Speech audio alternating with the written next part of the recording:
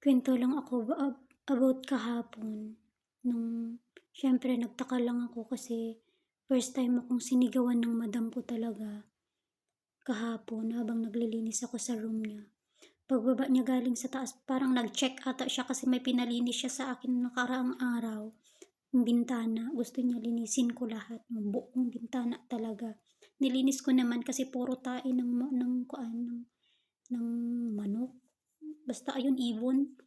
Nilinis ko naman, siguro nagtain naman yung ibon kaya nakita niya naman na sinabi niya hindi ko nilinisan. Pero nilinis ko talaga, binuhusan ko pa ng tubig. Tapos ayun, sabi niya, bakit hindi mo nilinis yung bintana? 'Di ba sabi ko sa'yo, linisin mo lahat. Diyos ko po. Namula ako, tapos parang naiiyak na talaga ako, yung mata ko naiiyak na. Sabi ko, ay, nilinis ko naman yun kahapon, madam, sabi ko sa kanya. Tapos sabi niya sa akin, hindi naman, nakita ko nga wala kang nilinis, sabi niya sa akin. Pero nilinis ko talaga yun, promise.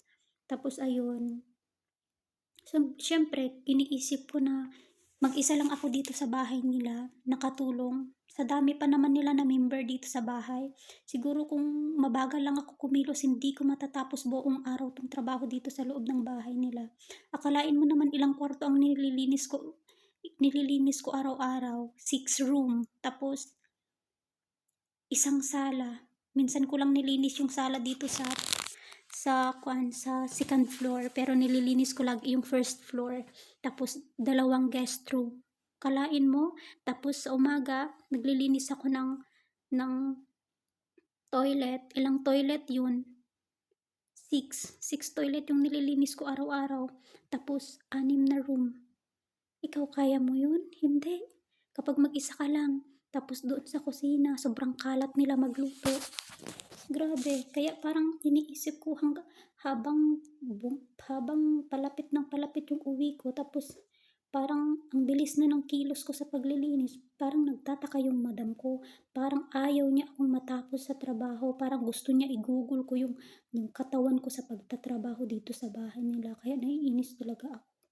Pero nagtitiis talaga ako, sabi ko, iniisip ko na siguro kasi mabait tong amo ko, sa totoo lang mabait, sobrang bait, wala akong masabi. Siguro sabi ko may sama lang siguro ng loob, or sa bagay hindi naman lahat ng tao ganito, baka nabigla lang din siya. Kasi nagtataka talaga ako. Sabi ko, mga ilang araw pansinin ko ulit yung ugali niya sa akin kung mag-iba. Siguro sabi ko, kasi yung anak niya, iba talaga yung ugali yung anak niya. Kaya sabi ko, sakali man na kasi sabi ko ang sama ng ugali ng anak niya, yung may katulong siya dati, nakauwi na sila sa Pinas. Grabe ang ugali niya. Kaya sabi ko yung anak niya hindi naman siguro ganun yung ugali kung walang pinagmanahan. Kaya sabi ko, pansinin ko talaga tong ugali ng madam ko. Sabi ko ano talaga tunay na ugali. Kasi mag 2 years na ako dito.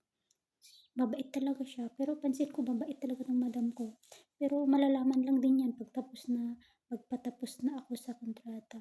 Kaya tiisin ko na lang muna.